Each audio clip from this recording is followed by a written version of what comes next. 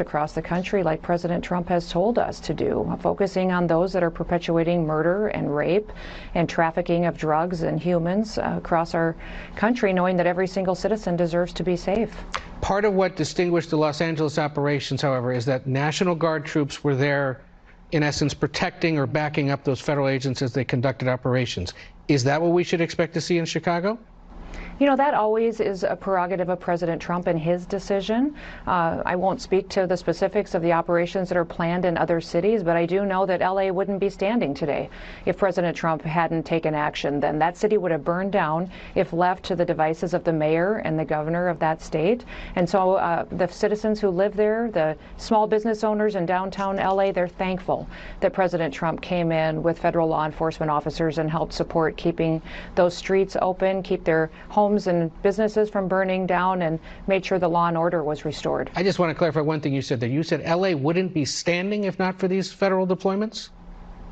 So many of those homes and businesses that were in downtown LA and in those areas were dealing with riots and violence, and coming in and bringing those federal law enforcement officers in was incredibly important to keeping peace. And so we are grateful that President Trump was willing to send resources and people in order to enforce the law. And Ed, since then, we have arrested 5,000 dangerous illegal criminals out of LA and removed them from our country and had them face justice for their crimes. That was Trump's Homeland Security Secretary Kristi Noem saying that LA would have burned down if Trump hadn't sent in the National Guard. I live in LA. With every fiber of my being, on my friends and family, I can assure you that Kristi Noem is 100% full of shit. Protests took up maybe 3 blocks of downtown LA.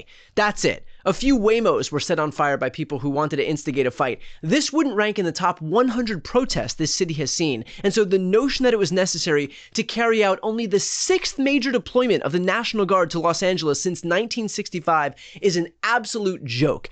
It was an excuse not to quell the protests, but to incite them. Even the police chief admitted that it was unnecessary. We know the governor's pushing to get the National Guard out of LA, but you've spoken with the city's police chief. What did he have to say about the president's decision to deploy troops there? Yeah, Errol, good morning to you. The police chief telling me that that move was unnecessary, going on to say that the National Guard at no point has provided assistance to them since the Guard arrived here on Sunday. We're actually here outside the staging area for the Guard troops. 4,000 have been deployed to downtown Los Angeles. We have not seen in our reporting the National Guard out on the streets. Instead, they've been primarily focused on federal buildings. In fact, their very presence has attracted more protesters, and we have watched as the LAPD has stepped in to assist holding those protesters back. The police chief saying at no point has there also been coordination with the federal government. Take a listen to our exchange. We don't need the National Guard, and they're not here to help us right now. They're here to facilitate what the federal agencies are doing on the immigration front. See, I'm confused because President Trump said that they were brought in to assist with the protests. Yeah, well, that's not our understanding.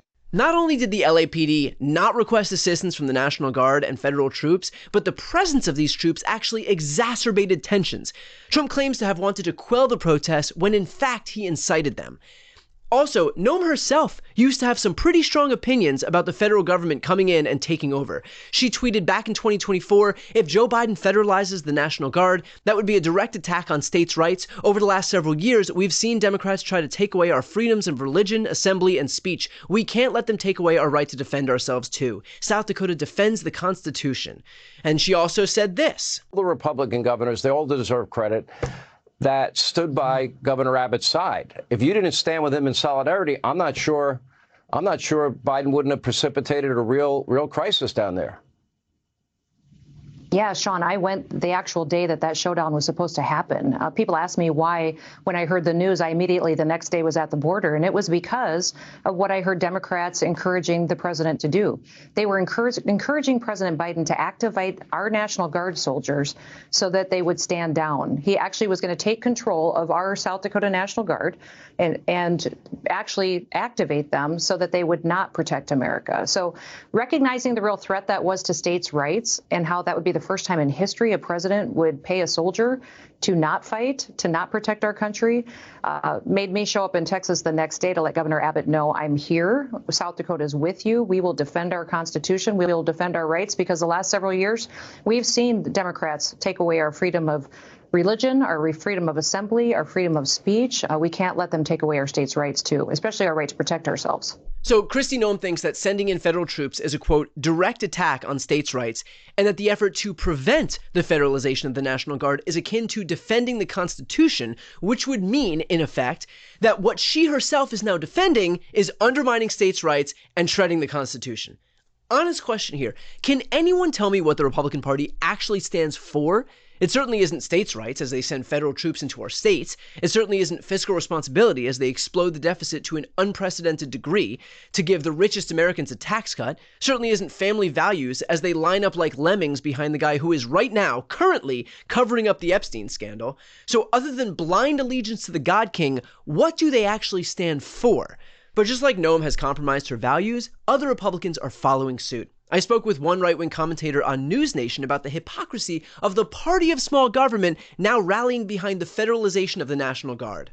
So, Brian, the number one criticism of Governor Newsom is going to be, well, he saw the results, so he's copying Trump. He's trying to do everything he can to thwart off Trump bringing in National Guard. Talk a little bit about what the governor in California has to do to get results and how he deals with kind of the political fallout and opportunity that he's creating. Well, I think he's not copying what Trump is doing. Trump sent in federal troops, which should be overseas. They should be fighting foreign wars. Gavin Newsom in California is sending in the police, which is, by the way, what Trump could do if he didn't withhold $1 billion in funding from Washington, D.C. itself. And if we had a Democratic governor sending the U.S. military into states, including yours, Governor, as the governor of the live free and die state when you were governor there, or die. you would be, I'm sorry? Or die, not live free and die, but thank you. Live free or die.